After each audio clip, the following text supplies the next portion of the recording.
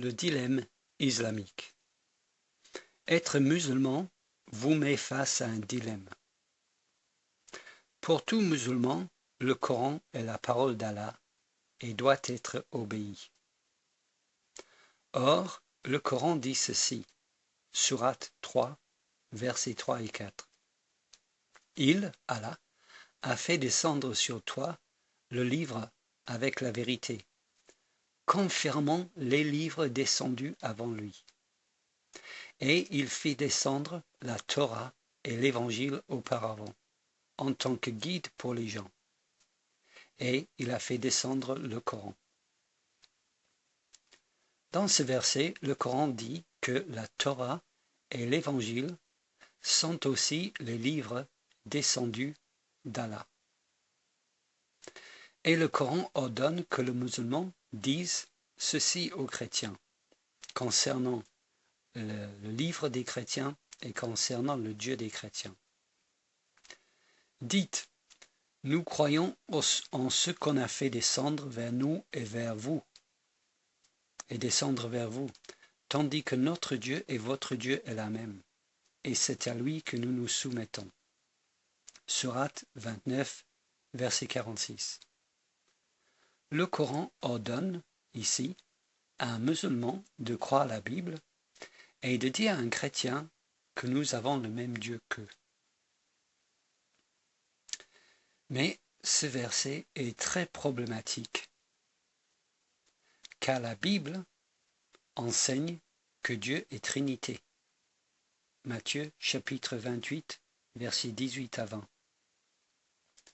La Bible enseigne que Dieu, le Fils, est devenu un homme. Jean chapitre 1, versets 1 à 14. La Bible enseigne que Jésus est mort sur la croix pour nos péchés. Marc chapitre 10, versets 32 et 34. Et la Bible enseigne que Jésus est ressuscité des morts. Luc chapitre 24. Et toutes ces doctrines bibliques contredisent le Coran. Le Coran dit que Dieu n'est pas Trinité, que Jésus n'est pas mort sur la croix pour nos péchés et qu'il ne s'est pas ressuscité des morts. Donc, les musulmans n'obéissent pas à ces versets. Ils ne disent pas « Nous croyons en ce qu'on a fait descendre vers nous et descendre vers vous », tandis que notre Dieu et votre Dieu est le même, et c'est à lui que nous nous soumettons.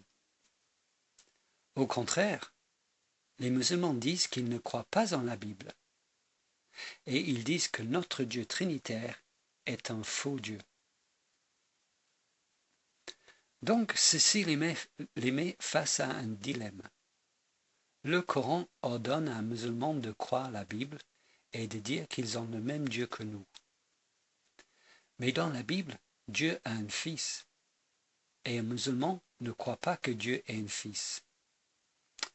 C'est un gros problème. Comment est-ce que le musulman essaie de s'extraire de ce dilemme insoluble? Eh bien, il dit que notre Bible a été changée. Le musulman dit que la Bible que nous avons aujourd'hui est corrompue et que donc, dans ce cas-là, il n'est pas obligé de la croire et donc, dans ce cas-là, il n'est pas obligé d'obéir à ce verset du Coran. Mais cette position pose plus de problèmes qu'elle en résout, car le Coran dit que l'on ne peut pas changer les paroles d'Allah. Sourate 18, verset 27. Et récite ce qui t'a été révélé du livre de ton Seigneur. Nul ne peut changer ses paroles, et tu ne trouveras en dehors de lui aucun refuge. Nul ne peut changer ses paroles. Résumons donc. Le Coran dit que la Torah et l'Évangile sont les paroles d'Allah, et le Coran dit que nul ne peut changer les paroles d'Allah. Donc, quand un musulman dit que les paroles d'Allah dans la Torah et l'Évangile ont été changées, il contredit le Coran. Mais ce n'est pas fini. Non seulement le Coran ne dit jamais que la Bible a été corrompue, il dit exactement le contraire. Sourate 5, verset 47 dit que les gens de l'Évangile jugent d'après ce qu'Allah y a fait descendre. Ceux qui ne jugent pas d'après ce qu'Allah a fait descendre, ceux-là sont les pervers. Dans ce verset, Allah ordonne aux chrétiens de juger selon l'Évangile. Allah montre ainsi que pour lui, l'Évangile, loin d'être corrompu, est tout à fait fiable. Mais ce n'est pas fini. Allah ordonne aux chrétiens de tenir sur la Bible. Sourate 5, verset 68 dit « Dis aux gens du livre, vous ne tenez sur rien tant que vous ne vous conformez pas à la Torah et à l'Évangile et à ce qui vous a été descendu de la part de votre Seigneur. » Pourquoi dans ces versets, Allah ne tient-il pas le même discours que les musulmans d'aujourd'hui? Pourquoi Allah ne dit pas dans ces versets aux chrétiens d'abandonner leur Bible corrompue, plutôt que de leur dire de se tenir sur la Bible? Mais ce n'est pas fini. Quand Mahomet avait des doutes sur la véracité de ses visions, Allah lui ordonne d'aller chercher la confirmation dans la Bible. Sourate 10, verset 94 dit « Et si tu es en doute sur ce que nous avons fait descendre vers toi, interroge alors ceux qui lisent le livre révélé avant toi. La vérité certes t'est venue de ton Seigneur. Ne sois donc point de ceux qui doutent. Si tu as des doutes, interroge alors ceux qui lisent le livre révélé avant toi. » Ici, l'autorité d'un Mahomet assailli par le doute n'est pas le Coran, mais la Bible. Allah lui dit d'aller chercher la confirmation d'Allah dans la Bible. Et si la Bible est l'autorité pour Mahomet, elle est aussi pour tout musulman. Donc, résumons. Le Coran dit que la Bible vient d'Allah. Le Coran dit que le musulman doit croire la Bible. Mais le musulman refuse de croire la Bible car il dit que la Bible a été changée. Mais le Coran dit que personne ne peut changer les paroles d'Allah.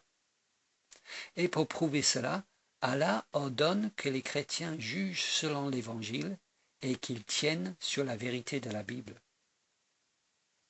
De plus, quand Mahomet doutait de sa révélation, Allah lui dit de suivre la vérité de la Bible. Il est donc clair que pour Mahomet et pour Allah, la Bible est la parole de Dieu. Voici donc le dilemme islamique. Soit la Bible est la parole de Dieu, inspirée, autoritaire et préservée, ou elle ne l'est pas. Il n'y a pas d'autre possibilité. Soit la Bible est la parole de Dieu, soit la Bible n'est pas la parole de Dieu. Si la Bible est la parole de Dieu, alors dans ce cas-là, l'islam est faux. Car la parole de Dieu, la Bible, contredit l'islam. Par contre, si la Bible n'est pas la parole de Dieu, eh bien dans ce cas-là, l'islam est faux.